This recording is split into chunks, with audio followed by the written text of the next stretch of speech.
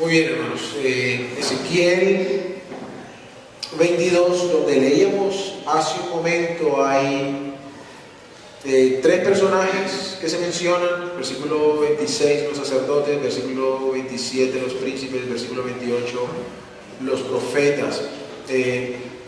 Pero antes de explicarles un poco más acerca de esto, es necesario contextualizar esto un poco. En el pueblo de Israel, en medio de la congregación de Israel, Dios había dejado oficios, ¿no?, que eran necesarios para la vida del pueblo, y son los que están aquí descritos. El Señor dejó príncipes, que eran los gobernantes, los jueces en un tiempo. Siempre Dios ha dejado alguien, ¿no?, para liderar a su pueblo. Están los profetas que hablaban la palabra de Dios, que traían el mensaje de Dios, que comunicaban al hombre las cosas que Dios tenía para ellos, ya sea en cuanto al futuro o el presente o cosas por el estilo.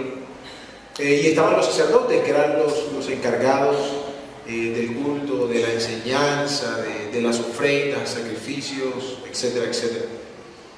Aquí en el capítulo 22 de Ezequiel, el Señor está hablando contra su pueblo.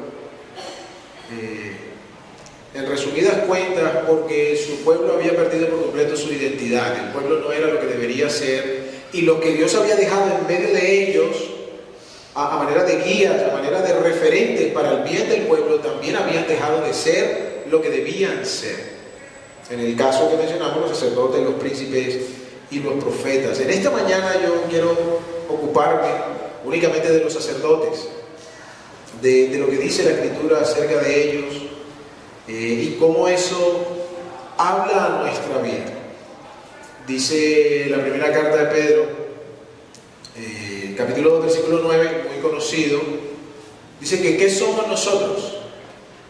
¿Quién se acuerda? Vosotros sois real sacerdocio, linaje escogido, nación santa, pueblo adquirido por Dios, para que anunciemos las virtudes de aquel que nos llamó de las tinieblas a su luz admirable. Entonces luego quiero que pensemos en nosotros un poco, porque como pueblo de Dios somos nosotros sacerdotes también, y es necesario que en ese orden de ideas mantengamos la identidad que el Señor le ha dado a su pueblo.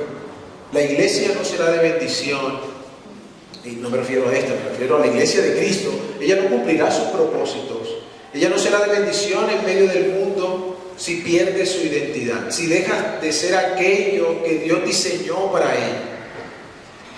Y en los tiempos que vivimos, hermanos, estamos siendo, no que antes no, pero hasta la ley, digamos, se está poniendo de parte del mundo, y somos ampliamente desafiados en tantas cosas de la vida, que es importante para nosotros no olvidar, tener presente y aferrarnos a la identidad que Dios nos ha dado en Cristo, de manera que sus propósitos se cumplan acorde a sus intenciones.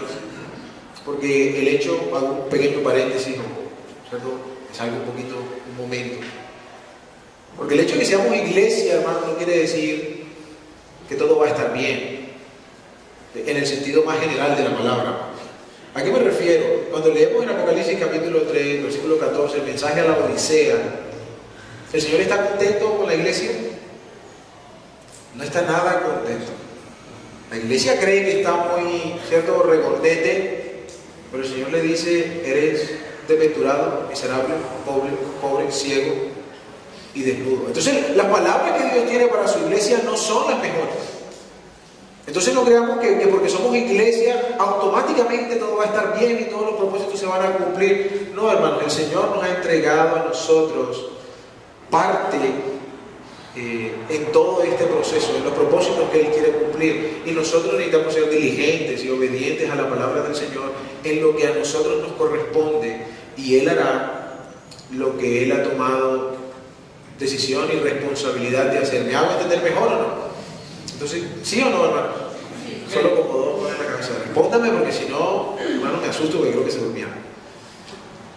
Entonces es importante para nosotros no olvidar. No estoy diciendo necesariamente que hayamos perdido la identidad, pero estamos en tiempos peligrosos, dice la Escritura. Los días no van a mejorar, los días van a ser peores. Entonces ¿Cuánta mayor responsabilidad debemos sentir nosotros de ser en este mundo la iglesia que Dios ha escogido? No la que nosotros queremos ser, no lo que el mundo quiere que nosotros seamos, lo que Dios ha dicho que nosotros debemos ser. Ahí está la bendición, hermanos, no en otro lugar. Entonces dice la palabra del Señor aquí a los sacerdotes, en este caso, versículo 26, sus sacerdotes, y vamos a ver 4 cosas que hicieron, ¿verdad? Y quiero que me ayuden ustedes. ¿Cuál fue la primera cosa que hicieron? Violaron mi ley. ¿Cuál fue la segunda cosa que hicieron? Contaminaron mis santuarios. ¿Qué fue la otra cosa que hicieron? No hacen diferencia. No hacen diferencia entre lo santo y lo profano, ni distinguen entre lo inmundo y lo limpio. Esas dos cosas son una misma idea. ¿Y cuál es la cuarta cosa? Yo he sido profanado. Esa es la consecuencia. Hay otra cosa más que ellos hicieron. Apartaron sus ojos de mis días de reposo. Y al final está la consecuencia. El Señor ha sido profanado en medio de ellos. Quiero mirar cada una de ellas brevemente. Dice la primera entonces, sus sacerdotes violaron mi ley. La manera como está escrito en el original, en el griego, sugiere hicieron violencia, sería otra forma, quizá una forma más explícita de traducirlo. Hicieron violencia o violentaron mi ley. ¿Qué está diciendo eso? O sea, ellos simplemente no la desobedecieron. ¿Sí me explico? O sea, qué sé yo, no se huele el semáforo en rojo, entonces ellos simplemente no la desobedecieron, sino que hicieron violencia contra la ley de Dios. En la Escritura el hacer violencia es un término muy fuerte. Habla de ultrajar, habla de abusar, habla de hacer daño. ¿Qué ha pasado? Que estos sacerdotes, como dije, no solo no la cumplieron, sino que la torcieron. La usaron a conveniencia. Y ponían, como terminó sucediendo en los tiempos de Cristo, sus propios mandamientos, sus propios argumentos. Usaron la ley de Dios para tomar ventaja. ¿Cómo vemos eso? Vamos a mirar un versículo de Malaquías para ilustrar mejor esta situación. En Malaquías capítulo 2, el Señor también está reprendiendo a los sacerdotes, pero aquí dice la razón, una de las razones de ser del sacerdote. Malaquías capítulo 2, versículo 7. Dice, porque los labios del sacerdote han de guardar la sabiduría, y de su boca el pueblo buscará ¿qué cosa? La ley. ¿Por qué? Porque mensajero es de Jehová de los ejércitos. Es decir, la ley no era propiedad del sacerdote, no fue invención del sacerdote. Sin embargo, la estaban usando como si fuese propia. Y estaban sacando todo el provecho que quisieran o que pudieran de ella. Cuando el Señor dice, la labor del sacerdote es que haga conocer al pueblo mi ley. El pueblo va a venir buscando sabiduría, va a venir buscando dirección, y es responsabilidad del sacerdote que su boca hable mi ley, porque es mi mensajero. Es mi mensajero. Dice, los labios del sacerdote han de guardar la sabiduría. Pero no era lamentablemente lo que el pueblo estaba recibiendo. En muchas partes en el Antiguo Testamento ustedes podrían notar eso, cómo los sacerdotes habían perdido el sentido de la ley de Dios, cómo no tenían en cuenta la ley de Dios, cómo vivían en contra de la ley de Dios, sabiendo lo que Dios había dicho y sabiéndolo, entre comillas, mejor que ninguno, porque ellos eran los responsables de comunicarla, ¿cierto? Pero aún así hacían violencia a la ley del Señor. podemos pensar un poco en nosotros a medida que vamos avanzando, ¿cierto? Porque esto nos habla un poco, hermanos, de la relación que nosotros tenemos con la palabra de Dios. De cómo tratamos nosotros con este libro. Si Dios tuviese que medir nuestra vida a la luz de cómo tratamos con las cosas que están escritas, ¿qué diría Dios? ¿Que hacemos violencia a su palabra?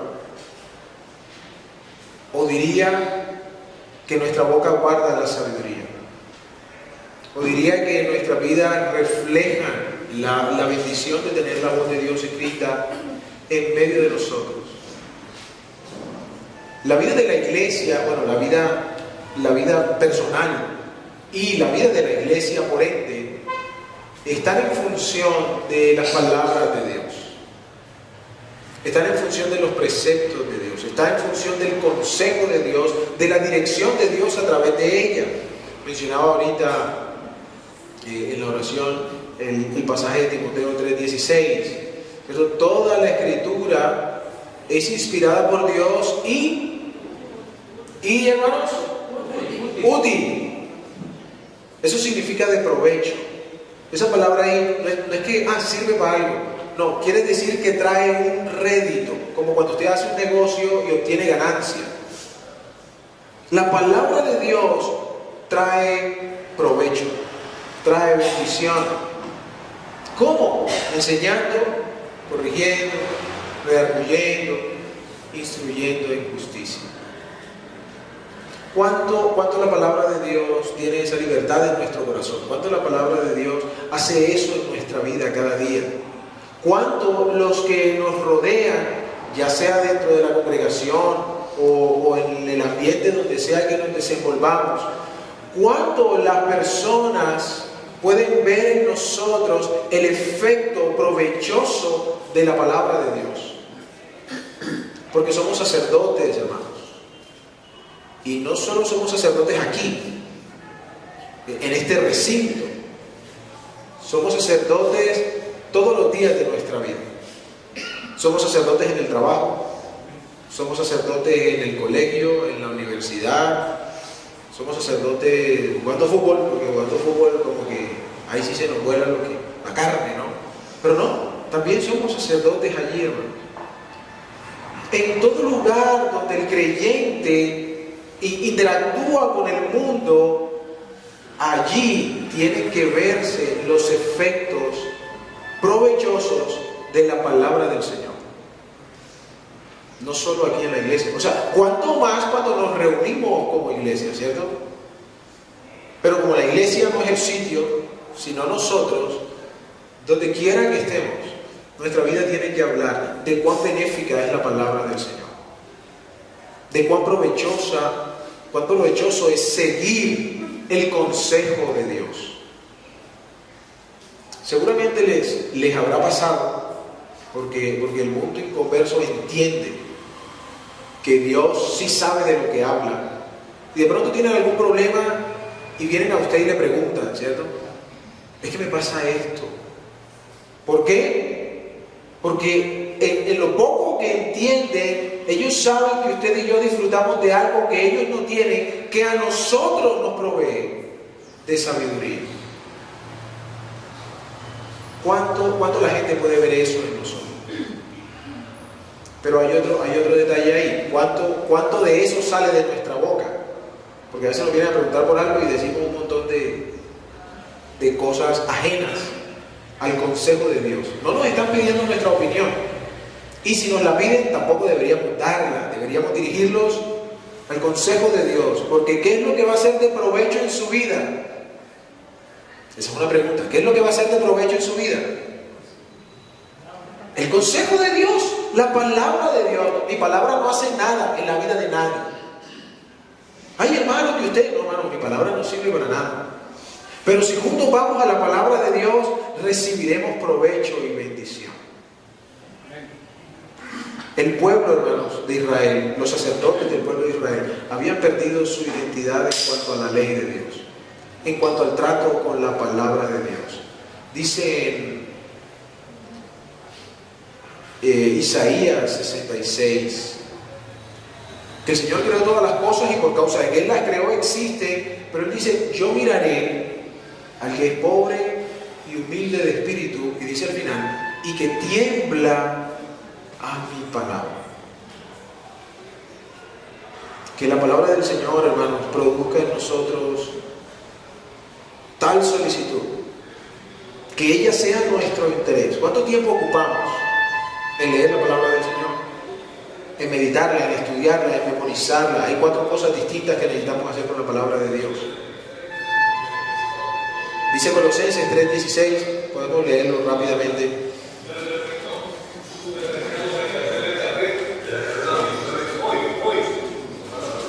Colosenses 3:16 dice, la palabra de Cristo more en abundancia en vosotros, enseñándonos y exhortándonos unos a otros en toda sabiduría, cantando con gracia en nuestros corazones al Señor, con salmos e himnos y cánticos espirituales. La palabra de Cristo more, o sea, no es que está de visita, ¿no? More, habite, que esa sea su casa, y entonces que habite en el cuarto de San Alejo, como decimos en la costa, ¿cierto? En el cuartico de los chécheres, del relujo, donde ustedes guardan todo lo que usan una vez al año. Que more ahí es lo que dice. No, dice que more en abundancia, que rebose su morada con nosotros. Cuando una congregación acostumbra pedir versículos de memoria, ¿no? Entre los cánticos dice, bueno, ¿quién tiene un versículo de memoria que quiera compartir? Y a veces escasamente recordamos Juan 3:16 o cosas así por el estilo. ¿Por qué? Porque nuestro contacto con la palabra de Dios es tan esporádico, ¿cierto? Es tan desacostumbrado, y eso se nota en nuestra manera de vivir. Porque si nosotros no tenemos un contacto frecuente con esto, no solo la vamos a desobedecer, sino que vamos a hacer violencia contra la palabra de Dios. Es decir, vamos a ir en contra de lo que ella dice. Vamos a mirar lo siguiente. ¿Cuál era la segunda cosa? Contaminaron mis santuarios. La versión de las Américas dice, han profanado mis cosas sagradas. Han profanado mis cosas sagradas. En el libro de Levítico, capítulo 22, la ley les explicaba al pueblo judío de qué manera se profanaba el nombre de Dios en cuanto a los sacrificios y los rituales. Y básicamente Levítico 22 menciona 2 cosas, resumiendo, el pasaje es largo, pueden analizarlo luego si quieren, pero resumiendo lo que Levítico 22 dice es que la adoración a Dios, el santuario al Señor, podía ser profanado por una de 2 o 2 cosas. La primera era por causa de la persona que ofrecía. Si el sacerdote estaba en mala condición, si el sacerdote no cumplía con el ritual que Dios demandaba de él para presentar ofrendas, etc., entonces era profanado el santuario. Entonces una cosa era la persona que ofrecía, el sacerdote cuando ofrecía, debía estar en la condición correcta para hacer ese trabajo. Pero la segunda cosa por la cual se profanaba era por lo que se ofrecía. Entonces si usted traía un animal tuerto, perniquebrado, qué sé yo, tantas cosas que dice ahí, si no era la ofrenda conforme al mandato de Dios, entonces también era profanado el santuario. ¿Sí fue claro eso o no? 2 cosas por las cuales se profanaba: por la persona que ofrecía y por la ofrenda que se traía. Entonces, antes de aplicarlo a nosotros, quiero que miremos en el primer libro de Samuel un ejemplo de esto. Los hijos de Elí, quizás una historia conocida, ¿cierto? Por muchos. Dice el versículo 12, primer libro de Samuel 2:12, perdón, capítulo 2, versículo 12. ¿Elí quién era en el pueblo? Sumo sacerdote, ¿cierto? ¿Y sus hijos qué eran? Sacerdotes, en consecuencia. Y ministraban. Pero miren lo que el Señor, miren cómo el Señor los llama. Los hijos de Elí eran hombres impíos y no tenían conocimiento de Jehová. Y era costumbre de los sacerdotes con el pueblo que cuando alguno ofrecía sacrificio, venía el criado del sacerdote mientras se cocía la carne, trayendo en su mano un garfio de 3 dientes, y lo metía en el perol, en la olla, en el caldero o en la marmita, y todo lo que sacaba el garfio el sacerdote lo tomaba para sí.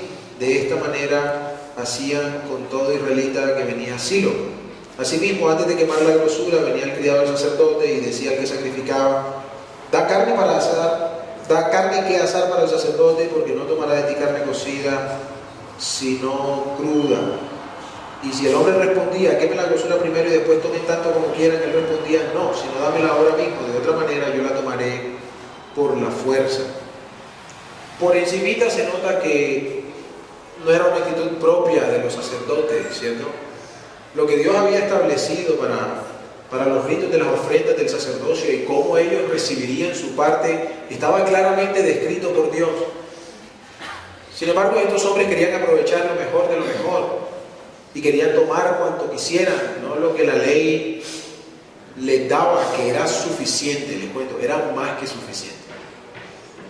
Pero ellos querían tener, por ejemplo, un asado el domingo. Entonces, no, dame carne para asar, ¿no? Porque yo quiero tener una cosita por ahí. No, pero, ¿cierto? La persona preocupada por la ofrenda dice: bueno, primero cumplamos lo que es conforme a la ley y luego tomen lo que quieran.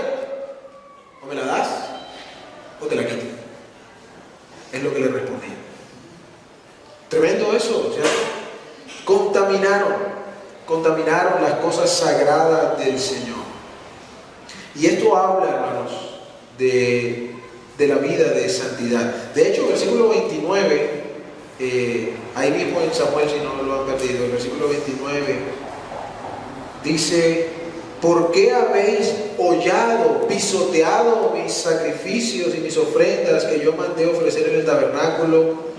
Y has honrado a tus hijos más que a mí, engordándolos de lo principal de todas las ofrendas de mi pueblo Israel. Aún Elí, fue acusado por Dios del pecado de sus hijos, porque él no hizo nada al respecto. Porque él se quedó ahí esperando, ¿no?, que el Señor les hable. No, era su responsabilidad tomar acciones y no hizo nada. Y él también fue castigado por el pecado de sus hijos. ¿Y qué dice el Señor? Han hollado mis ofrendas, las han pisoteado, las han vuelto nada. Y así no debía ser en medio del pueblo de Dios.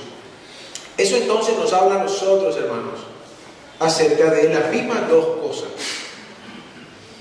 de lo que ofrecemos y de lo que ofrecemos. Es decir, con respecto a nuestra vida, eso nos habla de santidad, de pureza, de limpieza, de consagración. El mundo necesita ver gente diferente. El mundo necesita ver gente para la que Dios significa todo en su vida. Porque eso es lo que hace la diferencia. He escuchado testimonios de algunos hermanos donde personas que conocieron al Señor dicen que conocieron al Señor porque cuando veían la vida de tal hermano, ellos querían tener eso que él tenía y que ellos no, pero que sabía que necesitaban. Eso hace vidas consagradas al Señor. No es una cosa, paréntesis, no es una excusa para no abrir nuestra boca para predicar el Evangelio. Hay que abrirla de todas formas. Pero hermanos, ¿cuánta diferencia hace una vida consagrada al Señor? No solo para los de afuera, a quienes tenemos que anunciar las virtudes de Cristo, sino para nosotros como pueblo. Nuestra orientación, nuestras metas, nuestros deseos. ¿Qué es lo que perseguimos como iglesia? Bueno, hermanos, eso se irá ajustando al consejo de Dios en la medida que seamos consagrados a Él. Pero si no nos consagramos a Él, las direcciones que nosotros querramos tomar, por muy buenas que pudieran ser, no necesariamente van a ser recibidas por Dios. No necesariamente Dios va a derramar bendición a través de eso. Y hermano, la iglesia se ha confundido, y digo iglesia en el término más amplio de la palabra, incluyendo tantas cosas que hay por ahí por la calle que realmente no lo son. Pero la iglesia ha perdido su carácter. La iglesia ha abierto la puerta a tantas cosas que promueve el mundo, dándole un barniz de espiritualidad, ¿no? Tenemos una muy buena intención a través de esto. Pero si ustedes leen la escritura en Samuel capítulo 15, recordarán las palabras que le dijo el profeta Samuel a Saúl, cuando Saúl dijo lo mismo. Yo no debía, pero tenía muy buena intención cuando lo hice. Y Samuel le dijo, tú has desechado la palabra de Jehová. A ti no te ha importado la palabra de Jehová. Tú no eres el rey que Dios quiere que sea para su pueblo. Él te ha desechado a ti también. A Dios le place la obediencia, la consagración. Que todo en nuestras vidas vaya tras la gloria de su nombre. ¿Es eso lo que nos apasiona? ¿Es eso lo que buscamos todas las mañanas? ¿Es eso lo que queremos? Que hoy el Señor, de que me levanto, sea enteramente glorificado con mi andar, porque yo sigo las pisadas del Maestro. Sin dudar, sin titubear, me cueste lo que me cueste. Tengo que reconocer, hermano, delante de ustedes que mi corazón flaquea en eso muchas veces. Pero a menos que tengan la resolución, porque, como decíamos antes, hermano, hay cosas que tenemos que hacer nosotros. De hecho, espero que lo tomen de la mejor manera, en forma de ilustración, pero cantábamos Jesús es mi carácter, ¿cierto? Y yo oro mucho eso. Y yo le pido al Señor que así sea todos los días, que me permita ver su gloria a través de la Escritura, de manera que yo sea transformado a su imagen. Pero Él no va a hacer morir lo terrenal en mí. Yo tengo que tomar la decisión de hacer su voluntad. Él me guía, me da sabiduría, me da poder, pero yo tengo la responsabilidad de desechar toda injusticia, avaricia, injusticia. ¿Recuerdan ese pasaje? Yo tengo que desecharlo, yo tengo que hacer morir lo terrenal en mi vida. Pero a veces queremos que Él también haga lo que nos corresponde. Hermanos, el camino de la santidad es nuestra responsabilidad. Tenemos el Espíritu Santo que lo hace posible para nosotros. Y podemos andar en santidad por causa de que Dios nos ha equipado para eso. Pero yo tengo que tomar mis decisiones todos los días en ese camino. De otra manera no voy a transitar en santidad. Y lo otro es lo que ofrecemos a Dios. ¿Qué es lo que le damos a Dios? Que el mismo ejemplo de Saúl de alguna manera lo distingue, ¿no? Dios le dijo, mata todo lo de Amalek. Pero él dijo, no, trajimos unos animalitos ¿para qué? Para sacrificio. No, vamos a hacer un asado. Vamos a hacer un sacrificio. ¿Y qué le dijo Samuel? Tú no has obedecido la palabra de Jehová.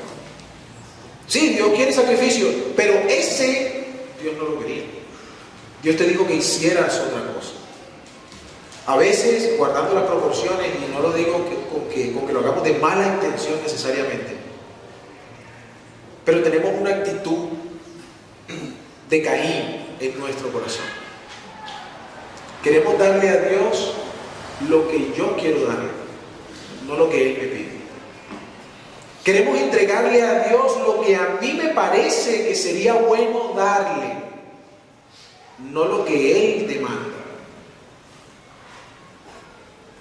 Y por eso nuestras vidas y la iglesia como tal muchas veces entra en la decadencia que entra.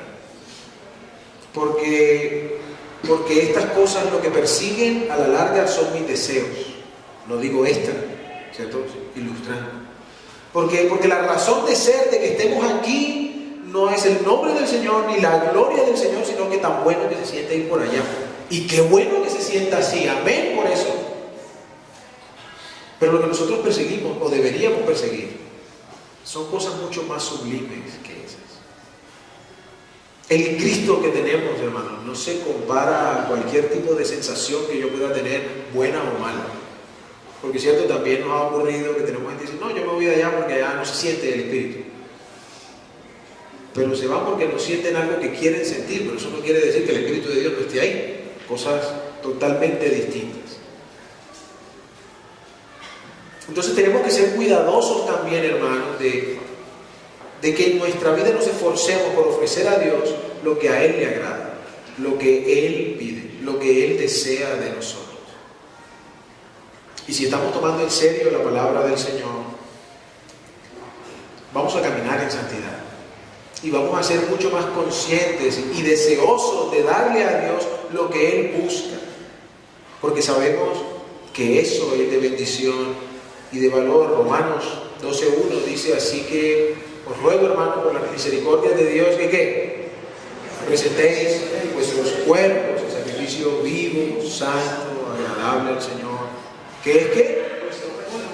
Que es la mejor ofrenda que deberías dar. Mejor dicho, esa es la ofrenda. Que ese sea nuestro deseo, hermanos, de ofrecer al Señor lo que Él quiere que le ofrezcamos. No a medias, no a pedazos, sino todo de nosotros. La siguiente cosa, no hicieron diferencia. No hicieron, ahí mismo en Ezequiel, capítulo 44, versículo 23, una vez más, miren cuál es el rol del sacerdote. Y enseñarán a mi pueblo a hacer diferencia entre lo santo y lo profano, y les enseñarán a discernir entre lo limpio y lo no limpio.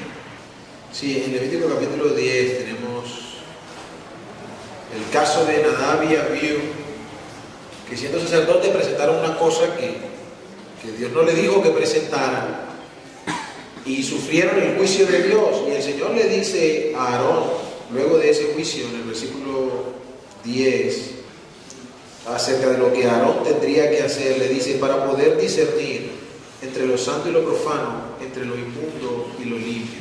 Las instrucciones que después de ese juicio Dios le dio a Aarón tenían la intención de comunicar al pueblo qué es lo correcto y qué es lo que no. Dios, hermanos, desde el huerto de Edén, y seguramente mucho antes que eso, pero desde la historia del hombre, Dios no está pensando que sea confuso para nosotros. Dios no está pensando que vivamos en una mezcolanza de cosas donde, bueno, tomamos un poquito de esto, un medio de aquello y revolvemos y lo que nos vaya dando. El Señor ha diseñado que su pueblo tiene la responsabilidad, el sacerdote tenía la responsabilidad de hacer distinción. No es que llegaban y, bueno, no, lo que tu corazón te diga. No. El sacerdote estaba ahí para decir, mira, el consejo del Señor nos dice, esto es santo, esto es profano. Si la persona lo hacía ya era una cosa diferente, pero el sacerdote estaba allí para hacer distinción entre una cosa y la otra, entre lo que es santo y lo que es profano. En Jeremías 19, cuando el Señor está animando el corazón de Jeremías a causa de la dureza del corazón del pueblo, Jeremías está como queriendo desfallecer, está sufriendo porque el pueblo no quiere oírle. El Señor le dice, por tanto así dijo Jehová, si te convirtieres yo te restauraré y delante de mí estarás, y si entresacares lo precioso de lo vil, serás como mi boca. Conviértanse ellos a ti y tú no te conviertas a ellos.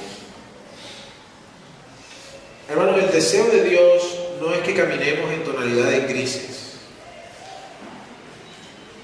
Dios ha dicho claramente, o es blanco o es negro. Josué le dijo al pueblo, ustedes saquen sus cuentas a quién quiere servir.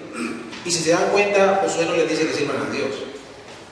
Josué les dice, miren a ver si van a servir a los dioses de los amorreos, o de los filisteos, pero yo y mi casa serviremos a Dios. O sea, ustedes debátanse en lo que quieran, pero yo y mi casa serviremos a Dios. El pueblo, no, sí, nosotros también. ¿Y qué pasó? Tanto juicio del Señor, porque no resolvieron de corazón servir al Señor. Porque para ellos, no los matemos. O sea, después de Josué, el caso de los jueces, o la conquista de la tierra prometida, después de eso, no los matemos todos, quedemos un poquito y también los hacemos siervos. Mira qué mejor negocio para nosotros. ¿Qué pasó con ellos en el libro de los jueces? Se contaminaron. También. Pero estos que quedaron de los pueblos que debían destruir, fueron un tropiezo gigantesco para el pueblo. Esos que eran sus siervos, luego se les montaban encima y los tenían oprimidos. Entonces, ¡ay, Señor, sálvanos! Dios nos ha diseñado, hermanos, que nosotros estemos del tingo al tambo. Necesitamos hacer diferencia y lamentablemente en la vida de la iglesia de hoy no hacemos diferencia. Tenemos mayor compromiso con los afectos que yo pueda sentir por alguien, tengo más compromiso por la relación que tengo con alguien, tengo más compromiso con la tradición que con la santidad de Dios, que contra el deber de Dios de hacer diferencia entre lo santo y lo profano.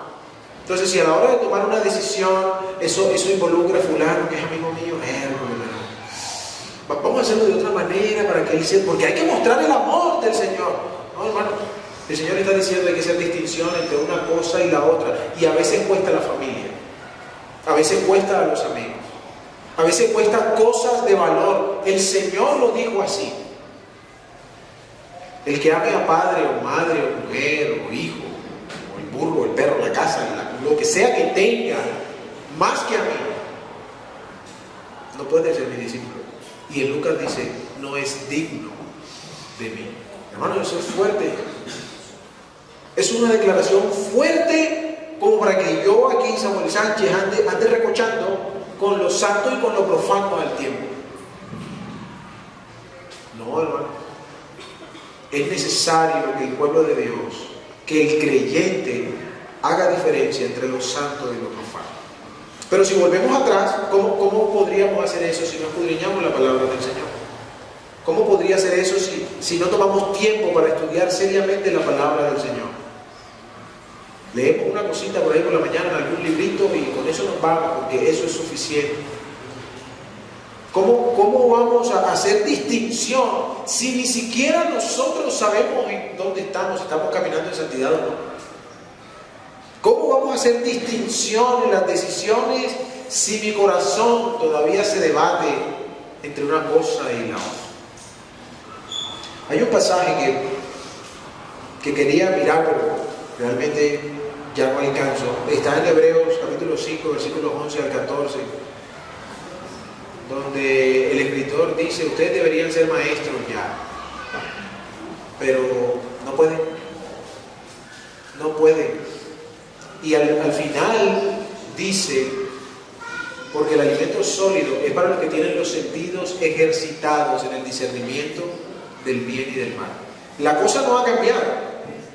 Sigue siendo responsabilidad de la iglesia y del creyente, hermanos, hacer distinción. Y la iglesia no va a prosperar. Ninguna. No va a prosperar si los creyentes que hay en ella no hacen distinción entre lo santo y lo profano, sin importar otras cosas excepto la gloria del nombre de Dios, porque son sus virtudes. Recuerden Pedro 2:9, son sus virtudes, son sus glorias, es su magnificencia la que anunciamos. No nos anunciamos a nosotros mismos. Eso dijo el apóstol Pablo. Yo fui, no hablarles de mí, yo fui con la palabra del Evangelio, con el poder de Dios. La última cosa, entonces, es apartaron sus ojos de los días de reposo. En el versículo 8 del mismo Ezequiel 22 dice, mis santuarios menospreciaste y mis días de reposo has profanado. Quiero que vayamos a Malaquías para ilustrar esto que dice aquí el profeta. Malaquías capítulo 1. El Señor está diciendo que estos no le honran. Bueno, vamos a leer desde el 6. El hijo honra al padre y el siervo a su señor. Si pues soy yo padre, ¿dónde está mi honra? Y si soy yo señor, ¿dónde está mi temor? Dice Jehová de los ejércitos a vosotros, oh sacerdotes, que menospreciáis mi nombre y decís, ¿en qué hemos menospreciado tu nombre? Versículo 7. En que ofrecéis sobre mi altar pan inmundo y dijisteis, ¿en qué te hemos deshonrado? En que pensáis que la mesa de Jehová es despreciable.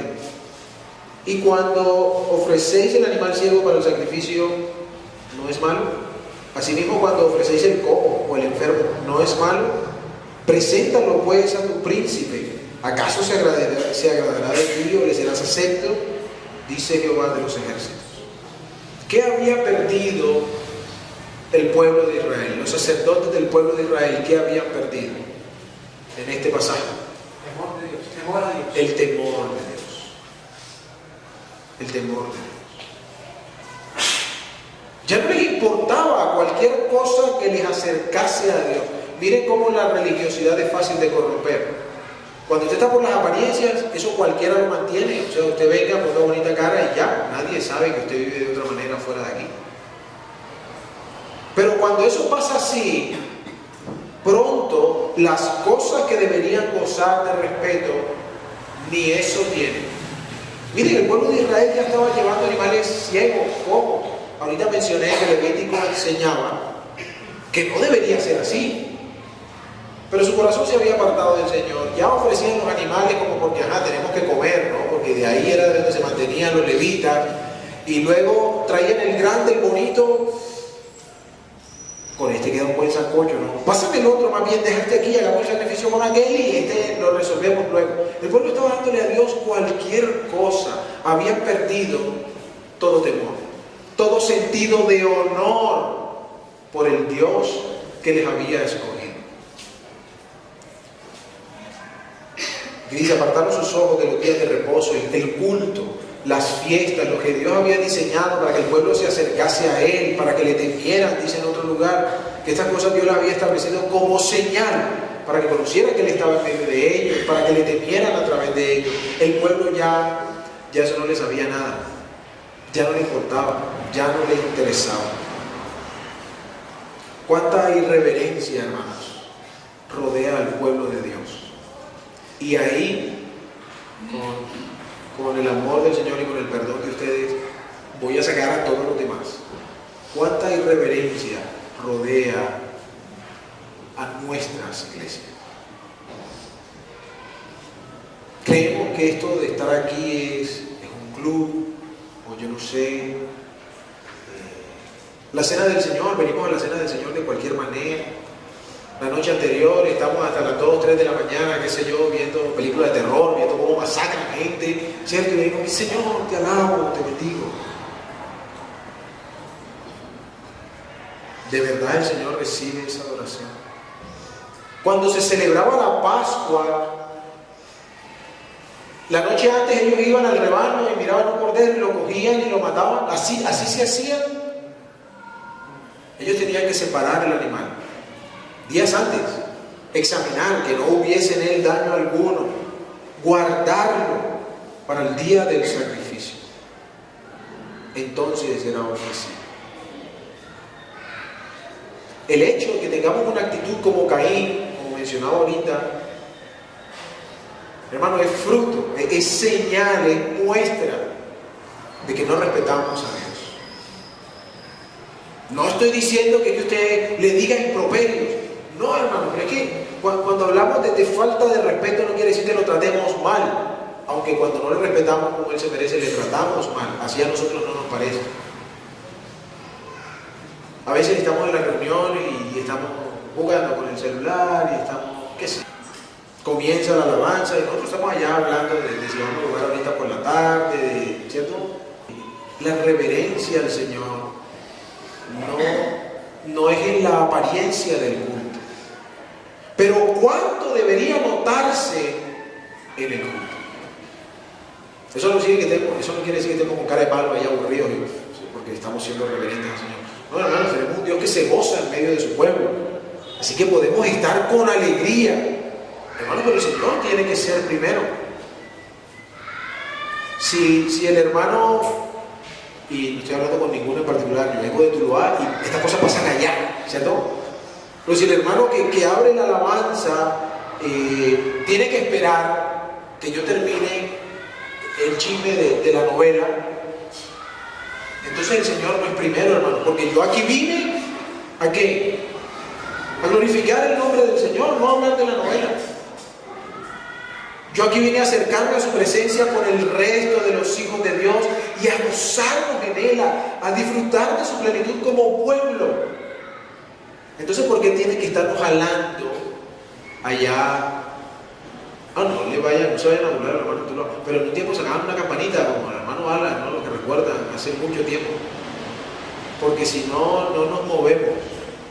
Y ya se está acabando el tiempo de la alabanza y todavía por acá estamos haciendo cosas, otras cosas, pero que nada tiene que ver con lo que fuimos a hacer.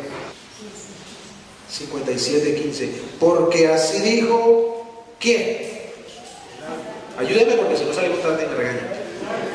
El alto y sublime. O sea, cualquier muchachito por ahí.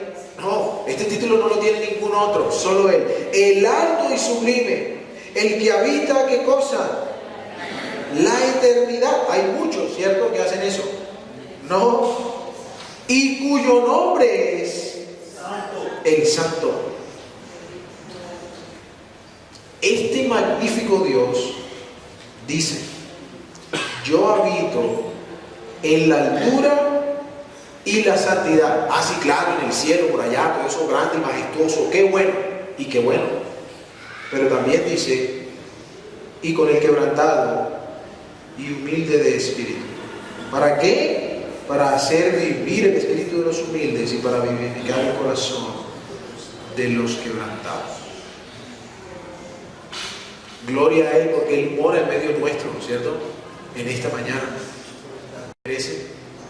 Ojalá que sí. Igual, hermanos, como les dije, un llamado para que analicemos nuestras vidas cada día y que no perdamos de vista la identidad de Dios para su pueblo como sacerdocio santo que somos, y que podamos apegarnos a su palabra, que mostremos santidad en nuestra vida y en las ofrendas que le damos, que hagamos diferencia cada día y todos los días entre lo santo y lo profano, y que Él reciba una adoración pública y personal, genuina, sincera, de corazones que le temen, que le reverencian, que le respetan por causa de su grandeza. De otra manera, ¿qué dice el Señor que es el resultado? En Ezequiel 22. ¿Qué es la última cosa que dice el Señor? ¿Qué pasa? ¿Qué pasaba con estos sacerdotes? Él era profanado.